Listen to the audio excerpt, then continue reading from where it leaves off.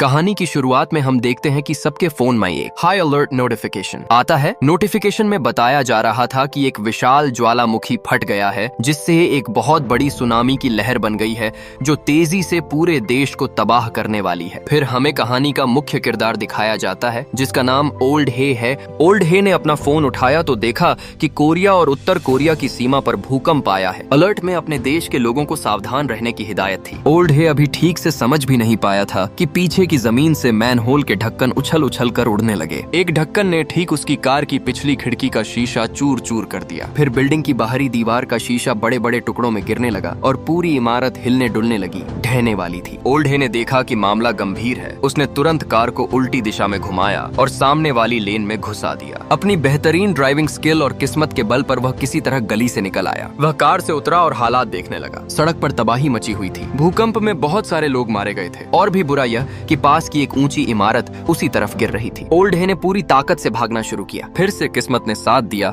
और वह बाल बाल बच गया। जल्द ही न्यूज में इस आपदा की खबर आई। रिपोर्ट में बताया गया कि भूकंप का कारण बैगडू माउंटेन यानी चांगबाई पर्वत पर ज्वालामुखी फटना था, जिससे 7.8 तीव्रता का शक्तिशाली भूकंप आया। कोरियाई प्रायद्वीप भूकंप क्षेत्र पर स्थित है, जिस कारण समुद्री मार्ग ठप हो गए, सड़कें पूरी टूट चुकी थी और लोगों में भारी मौतें हुई। यहाँ तक कि लेबर पार्टी की मीटिंग में शामिल नेता और अधिकारी भी प्रभावित हुए। देश तुरंत इमरजेंसी में चला गया। चीन, अमेरिका और दक्षिण कोरिया ने सबसे तेजी से रिएक्शन दिया। चीन ने 5 हेवी आर्मर्ड कंबाइंड ब्रिगेड्स को तुरंत चीन उत्तर कोरिया सीमा पर तैनात कर दिया ताकि अपनी जमीन और नागरिकों की सुरक्षा सुनिश्चित हो सके। अमेरिका ने 2 एयरक्राफ्ट कैरियर भेजे। दक्षिण कोरिया में तैनात अपने सैनिकों और डिप्लोमेट्स को तुरंत वापस बुलाया। दक्षिण कोरिया सबसे ज्यादा घबराया हुआ था क्योंकि वह उत्तर कोरिया से लगा हुआ है और सियोल ज्वालामुखी से 500 किलोमीटर से भी कम दूरी पर है। अभी तक बैगडू माउंटेन में कुल 4 मैग्मा चैम्बर हैं। सिर्फ पहले नंबर के मैग्मा चैम्बर के फटने से ही इतनी भयानक तबाही हुई। अगर बाकी भी फट गए तो जान माल का नुकसान असीमित होगा, खासकर चौथा मैग्मा चैम्बर। सिमुलेशन से पता चला कि अगर वह फटा तो उत्तर और दक्षिण कोरिया दोनों देश मिट जाएंगे। भूवैज्ञानिक जियांग फेंगलाई ने सुझाव दिया कि 200 लोगों को मैग्मा लेयर के नीचे एक सुरंग खोदने के लिए भेजा जाए ताकि कुछ मैग्मा बाहर निकल जाए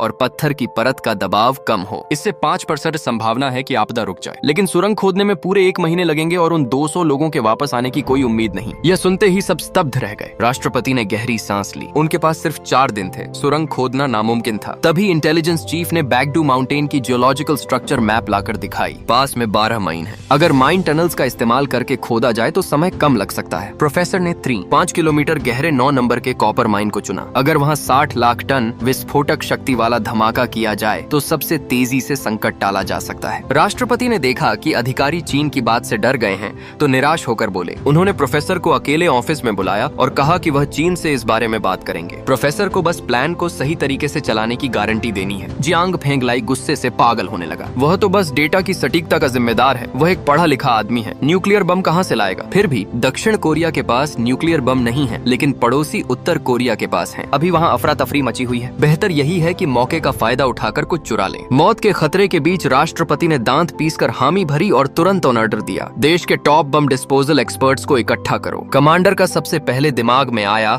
ओल्ड हे, यानी वीडियो की शुरुआत में मौत से बाल बाल बचा वह शख्स। बम डिस्पोजल की इस लाइन में सबसे जरूरी चीज होती है किस्मत। 13 साल का अनुभव रखने वाला टॉप एक्सपर्ट ओल्ड हे के पास किस्मत भी थी और अनुभव भी। लेकिन जब उसे मिशन बताया गया तो उसने तुरंत मना कर दिया। अगर वह मिशन स्वीकार करता है तो उसकी पत्नी को अमेरिका में सुरक्षित जगह भेज दिया जाएगा। परिवार की सुरक्षा के लिए उसे मजबूरन हामी भरनी पड़ी। अगले दिन दक्षिण कोरिया ने पूरे देश के बेस्ट बम एक्सपर्ट्स को बुलाया। उन्हें उत्तर कोरिया में घुसकर न्यूक्लियर बम चुराने भेजा जाना था। न्यूक्लियर बम कहाँ रखे हैं इसकी कोई जानकारी नहीं थी, इसलिए उत्तर कोरिया के किसी हाई रैंकिंग जनरल को गाइड बनाना था। मिलिट्री डिपार्टमेंट के ली जुनपिंग, लेकिन उसकी जासूसी पहले ही पकड़ी जा चुकी थी और उसे गुप्त रूप से जेल में डाल दिया गया था। अच्छी बात यह कि उसके सिर में लगा जीपीएस अभी तक नहीं पकड़ा गया था। मिशन को पूरी तरह सफल बनाने के लिए 2 टीमें बनाई गईं। एक ओल्ड हे की लीड में एक्सपर्ट टीम जो बम को डिसआर्म और फिर इंस्टॉल करने का टेक्निकल काम करेगी। दूसरी super elite special force team जो कैदी को रेस्क्यू करेगी, दुश्मनों को साफ करेगी और एक्सपर्ट्स की सुरक्षा करेगी। जाने से पहले एक्सपर्ट टीम को न्यूक्लियर बम के डिटोनेशन मैकेनिज्म का क्रैश कोर्स दिया गया, क्योंकि दक्षिण कोरिया के पास असली न्यूक्लियर बम नहीं है, सिर्फ मॉडल पर प्रैक्टिस।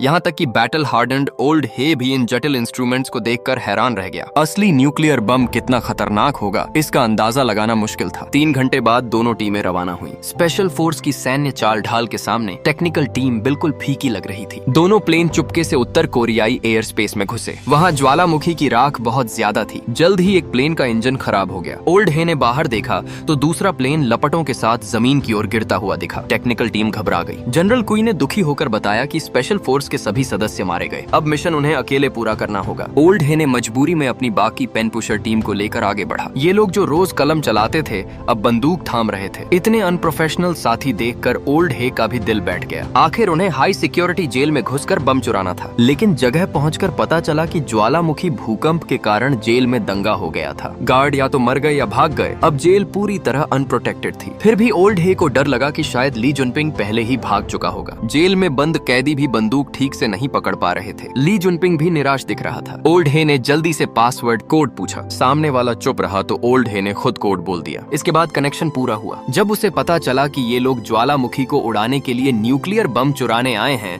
तो ली जुनपिंग ठहाका मारकर हंस पड़ा। ओल्ड हे जल्दी से समझाने लगा, बस हमारी टीम को न्यूक्लियर बम तक ले चलो, फिर हम तुम्हें आजाद कर देंगे। ये सुनते ही ली जुनपिंग खड़ा हो गया। उसके इस अचानक हरकत से बाकी सब डर के मारे कांप उठे। सोचने लगे कि अब क्या होगा, लेकिन वह सिर्फ इतना बोला, हाथकड़ी खोल दो। उसने कहा, मैं कोई छोटा मोटा काम नहीं कर रहा, बड़ा धमाका करने जा रहा हूँ। ओल्ड हे के पास कोई चारा नहीं था। आखिरकार उसने हामी भर दी और कहा, ठीक है, लेकिन सिर्फ 10 मिनट का समय दो, नहा लो, तैयार हो जाओ। ली जुनपिंग बाथरूम में गया। बाल दाढ़ी काट कर गंदगी साफ करके वह भिखारी से हैंडसम लड़के में तब्दील हो गया। फिर उसने सिर के पीछे लगा जीपीएस ट्रैकर कैप्सूल निकाला। ओल्ड हे के बटुए से मैप निकाला, सारी जानकारी याद कर ली और मैप को निकल लिया। रास्ते में अब पूरी तरह बेखौफ ली जुनपिंग ने ओल्ड हे से खुलासा किया, न्यूक्लियर बम का लोकेशन और माइन का लोकेशन दोनों मेरे दिमाग में है। ये मेरी लाइफ इंश्योरेंस है। अगर तुम कोरियाई बाद में पीछे हट गए तो मैं भी तुम्हें बचा नहीं पाऊंगा। ओल्ड हे को यह बात चुभ गई, लेकिन मजबूरी में चुप रहा। जल्द ही वे उत्तर कोरिया के एक मिलिट्री बेस पर पहुंच गए। आदमियों ने चारों तरफ जांच की और रिपोर्ट दी। बाहर के सारे गार्ड हटा लिए गए हैं, सिर्फ कुछ लोग अंडरग्राउंड बंकर में छिपे हुए हैं। ये लड़ाई का कोई अनुभव न होने के बावजूद ओल्ड हे ने तुरंत अटैक प्लान बनाना शुरू किया, लेकिन ली जुनपिंग की नजर में यह प्लान छेदों से भरा था। उसने व्यंग्य से कहा, इतना समय बाहर घूम फिर कर क्या करोगे, सीधे पावर सप्लाई काट दो, दुश्मन अंधेरे में घबरा जाएंगे,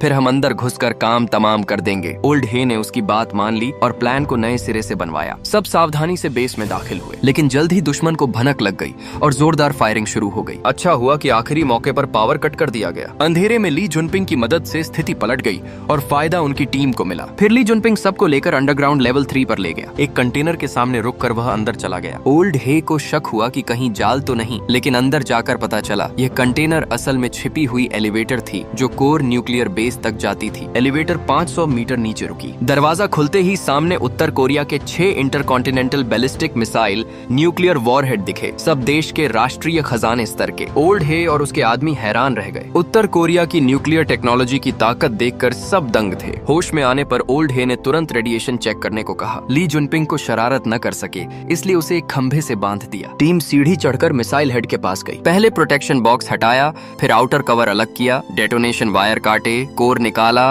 और उसे अपने लाए हुए डिवाइस में डाल दिया। लेकिन काम लगभग पूरा ही हुआ था कि अचानक ज्वालामुखी का दूसरा मैग्मा चैम्बर फट पड़ा, प्रोफेसर की भविष्यवाणी से भी पहले। समय बहुत कम बचा था। ओल्ड हे ने जल्दी से 5वां कोर फिट कर दिया, लेकिन 6ठा कोर ठीक उसी वक्त जाम हो गया। उसी पल बेस का ऑटोमेटिक प्रोटेक्शन सिस्टम चालू हो गया। दरवाजा बंद होने लगा। ली जुनपिंग चिल्लाया, जल्दी निकलो, सब भागो। टीम दुविधा में पड़ गई। 5 बम तो मिल गए, 6ठा छोड़ दो ना। लेकिन ओल्ड हे ने सख्त आदेश दिया, मिशन पूरा करना है। उसने रिंच उठाई। टीम के दिल धक धक करने लगे। पास खड़ा ली जुनपिंग पागल हो गया। उसने पूरी ताकत से जंजीर तोड़ी, लोहे की पट्टी तोड़ डाली और दरवाजे की तरफ दौड़ा। आखिरी पल में उसने मोटी ऑयल पाइप को दरवाजे में फंसा दिया। दरवाजा पूरी तरह बंद नहीं हो सका। सबने आखिरी कोर फिट किया और भागते हुए बाहर निकले। बाल बाल बचे। ली जुनपिंग ने अभी अभी सबकी जान बचाई थी, इसलिए ओल्ड हे ने दया दिखाई और कहा, जा तू आजाद है, लेकिन मैप दे जा। ली जुनपिंग मुस्कुराया, मैप तो मैंने खा लिया, अब मैं तुम्हारे साथ ही रहूंगा। और ये उसका रवैया इतनी जल्दी बदल गया कि ओल्ड हे को शक हुआ, ये साफ नियत वाला नहीं है। दोनों में बहस चल रही थी कि अचानक ली जुनपिंग ने पीछे रेड लेजर देखा। उसने ओल्ड हे को खींचकर एक तरफ फेंक दिया। अगले ही पल गोलीबारी शुरू हो गई। टीम बिखर गई, कवर ढूंढने लगी। ओल्ड हे ने तुरंत ऑर्डर दिया, रबर बुलेट्स हटाओ, लाइव एम्यूनिशन लगाओ। लेकिन दुश्मन की फायरिंग बहुत तेज थी, कोई हमला नहीं कर पा रहे थे। 2 आदमी हाई ग्राउंड पर चढ़े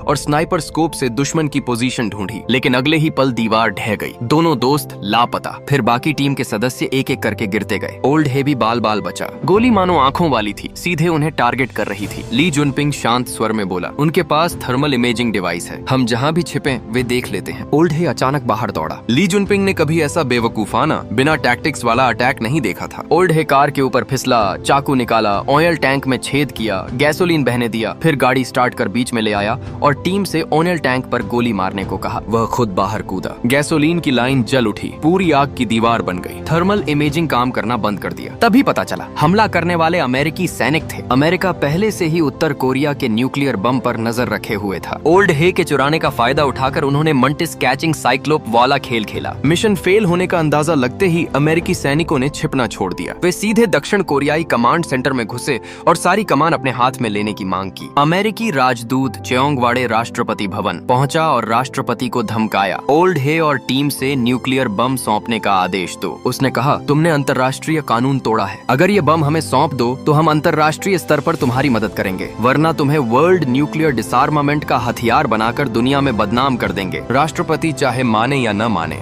अमेरिकी सैनिक पहले ही उसकी गर्दन दबा चुके थे। प्रोफेसर जियांग ने देखा कि खेल खत्म तो बैग उठाकर भागने की तैयारी करने लगा। दूसरी तरफ सिर्फ ओल्ड हे और ली जुनपिंग ही बचकर निकल पाए। ओल्ड हे अभी भी अपने साथियों की चिंता में था। अचानक जिन साथियों के साथ उसने जान जोखिम में डाली थी उन्हीं ने उस पर हमला कर दिया। जब ओल्ड हे को होश आया तो ली जुनपिंग किसी रहस्यमय व्यक्ति से फोन पर बात कर रहा था और पुटियन शहर में मिलने की बात तय कर रहा था। ओल्ड हे गुस्से से चिल्लाया, मुझे यहाँ क्यों बांध रखा है? यह ली जुनपिंग अब छिपाने की जरूरत नहीं समझा। उसने कहा, मेरी और मेरी बेटी की भविष्य के लिए मैंने तुम्हें इस एक्सपर्ट को और न्यूक्लियर बम को विदेशी आर्म्स डीलर को बेच दिया है। ओल्ड हे ने समझाया, पागल मत बन, ज्वालामुखी फटने में सिर्फ 17 घंटे बचे हैं। अगर मिशन पूरा नहीं हुआ तो पूरा देश मिट जाएगा। लेकिन ली जुनपिंग अब दक्षिण कोरिया पर से भरोसा उठ चुका था। वह तो चाहता था कि सब कुछ जल्दी खत्म हो जाए क्योंकि रास्ता बहुत लंबा था। छोटा ली को सड़क किनारे ही तीसरी बार शौच करना पड़ा। ओल्ड हे ने यह देखकर चुपके से अपने हाथ में पड़ा बुलेट शेल को छपटा कर लिया और बातचीत का बहाना बनाकर स्क्रू खोलने की कोशिश करने लगा। सफलता बस हाथ में आ ही गई थी कि अचानक छोटा ली गायब हो गया। अगले ही पल छोटा ली ने कार का दरवाजा खोला और चेतावनी दी कि बेकार की जिद मत करो। लेकिन ओल्ड हे इतनी आसानी से मानने वाला नहीं था। उसने तुरंत लोकेटर निकाला और उसे मुंह में डालकर निगल लिया। छोटा ली ने पहले खुद अपने शरीर से दर्द सहकर लोकेटर निकाला था ताकि उसकी लोकेशन न पता चले, लेकिन अब ओल्ड हे ने इस बेशर्म तरीके से उसे आसानी से काबू में कर लिया। गुस्से से लाल होकर छोटा ली उसे मारने दौड़ा। ओल्ड हे ने फुर्ती से हथकड़ी तोड़ी और ड्राइवर सीट पर बैठ गया। छोटा ली भी कम नहीं था। उसने पूरी ताकत लगाकर कार पर चढ़ाई की और फिर दोनों में जोरदार हाथापाई शुरू हो गई। कार का संतुलन बिगड़ गया और वह पास के ढलान में जा गिरी। सौभाग्य से आर्मर्ड व्हीकल काफी मजबूत थी, इसलिए दोनों की जान बच गई। छोटा ली ने अपनी ताकत के बल पर ओल्ड हे को फिर से बांध लिया। थककर चूर ओल्ड हे अब पूरी तरह टूट चुका था। वह अपनी पत्नी जीशियू का जिक्र करके बहुत उदास हो गया। उन्होंने तय किया था कि रिंचॉन द्वीप पर मिलेंगे, लेकिन जीशियू जैसे ही क्रॉस रिवर ब्रिज पर पहुंची, व्हाइट हेड पर्वत का दूसरा विस्फोट हो गया। पूरी पुल हिलने लगी और फिर बड़े पैमाने पर ढहने लगी। जीशियू ने कार से उतरकर भागने की कोशिश की, लेकिन दरवाजा खुल ही नहीं रहा था। जब उसने बाहर देखा तो सुनामी जैसी बाढ़ तेजी से पुल की ओर बढ़ रही थी। लोग डर के मारे इधर उधर भाग रहे थे। जीशियू ने दूसरी तरफ से उतरने की कोशिश की, लेकिन वहाँ दूसरी कार ने दरवाजा जाम कर दिया था। अब संघर्ष बेकार था। वह पेट पकड़कर मौत का इंतजार करने लगी। सौभाग्य से जीशियू बच गई और रास्ते में एक अमेरिकी शरणार्थी वाहन को रोक पाई। पहले उसके पति के बॉस ने वादा किया था कि ऑपरेशन में शामिल होने के बदले उसकी पत्नी को अमेरिकी नागरिकता मिलेगी। अमेरिकी सैनिक ने दस्तावेज देखकर उसे कार में चढ़ने दिया। संयोग से प्रोफेसर जियांग भी उसी कार में थे, लेकिन परेशानी से बचने के लिए उन्होंने अच्छी अंग्रेजी बोलते हुए जीशियू की बात अनसुनी कर दी और मुंह फेर लिया। दूसरी तरफ छोटा ली और ओल्ड हे 6 न्यूक्लियर वॉरहेड्स को घसीटते हुए मुश्किल से आगे बढ़ रहे थे। तब सड़क किनारे एक हैंड कार्ट दिखी तो छोटा ली की आंखों में चमक आ गई। अगले दृश्य में छोटा ली आराम से हवा का मजा ले रहा था, जबकि ओल्ड हे इंसानी रिक्शा बनकर उसे खींच रहा था। अपने उस छोटे से जज्बे के लिए वह कुत्ते की तरह थककर भी मंजिल तक पहुंचना चाहता था। रात होते होते बस आखिरकार रिंचॉन द्वीप पर पहुंच गई। सबने क्रम से अपने दस्तावेज दिखाए। प्रोफेसर जियांग ने अमेरिकी नागरिकता के आधार पर आसानी से पास कर लिया। जब जीशियू की बारी आई तो अमेरिकी सैनिक ने मना कर दिया, क्योंकि उसकी नागरिकता अभी अमेरिका द्वारा मान्य नहीं थी, इसलिए उसे जहाज पर चढ़ने का हक नहीं था। तभी ज्वालामुखी से उत्पन्न भूकंप फिर आया। लोग फिर से घबरा गए। अमेरिकी सैनिकों ने लोगों को भगाने के लिए हथियार तान दिए और हाई प्रेशर वाटर गन चला दी, लेकिन मौत के सामने लोग अब कुछ भी नहीं सुन रहे थे। सब चेक पॉइंट की ओर भाग रहे थे और जीशियू को बिल्कुल अनदेखा कर रहे थे। प्रोफेसर जियांग का दिल पिघल गया। वे दौड़कर उसे ले जाने लगे, लेकिन जीशियू ने मना कर दिया। वह अपने पति का इंतजार कर रही थी। डर थी थी कि कहीं छूट न जाए। उधर उत्तर कोरिया में दोनों भूख से परेशान थे। ओल्ड हे ने पूरे दिन बैल की तरह मेहनत की थी। अब आंखों से हरा प्रकाश निकल रहा था। एक साधारण कोल्ड ड्रिंक की बोतल उनके लिए खजाना बन गई थी। लेकिन यह प्यार भरा पल ज्यादा देर नहीं टिका। अमेरिकी सैनिक फिर कुत्ते की तरह पीछे लग गए। व्हाइट हेड पर्वत के ज्वालामुखी विस्फोट से पुल ढह गया। कार जिस सड़क पर चल रही थी वह टूटने लगी। महिलाएं गाड़ी की रफ्तार बढ़ा दी क्योंकि उन्हें टूटते पुल से बचना था और पीछे से चल रही गोलियों से भी। दोनों ने फ्रेम को कसकर पकड़ा। वे देखते रह गए कि पुल उनके सामने टुकड़ों में बंट रहा था। अमेरिकी सैनिक अभी भी आग में घी डाल रहे थे। क्या उन्हें भूल गया था कि फ्रेम में न्यूक्लियर बम है? जैसे ही टक्कर होने वाली थी, दोनों ने पूरी ताकत से फ्रेम ऊपर उठाया। इग्निशन डिवाइस जड़त्व के कारण वापस कार में गिर गया। बस कई कारों से टकराकर जबरन रुक गई। सवार लोग भी मौत के मुंह से बाल बाल बचे। इतने साथ जीने मरने के बावजूद भी सभी एक दूसरे से सतर्क थे। छोटा ली न्यूक्लियर बम बेचकर अपनी बेटी के साथ कहीं दूर भागना चाहता था। ओल्ड हे को अभी भी मिशन पूरा करना था, पूरे देश को बचाना था। लेकिन इसके लिए उसे छोटा ली के दिमाग में बनी मैप चाहिए थी। जब स्थिति बिगड़ने लगी तो कार पुटियन शहर और माइन के चौराहे पर पहुंची। ओल्ड हे ने बंदूक नीचे रख दी। वह इस बेतुके मिशन में इसलिए आया था ताकि पत्नी को जिंदगी मिल सके। अब समय गिनती का था। जीशियू को बचाव जहाज पर चढ़ जाना चाहिए था। उसके पास अब कोई लगाव नहीं बचा था। उसने सोचा कि छोटा ली भी तो अपनी बेटी के लिए ऐसा कर रहा है, इसलिए वह उसे मौत की ओर नहीं ले जा सका। उसने छोटा ली से माइन की मैप मांगी और दोनों अलग हो गए। लेकिन ओल्ड हे ज्यादा दूर नहीं गया था कि पत्नी का फोन आ गया। जीशियू ने शिकायत की कि तुम इतने खतरनाक जगह क्यों गए? हमारे होने वाले बेटे का क्या होगा? ओल्ड हे जवाब नहीं दे पाया। प्रोफेसर जियांग ने फोन छीन लिया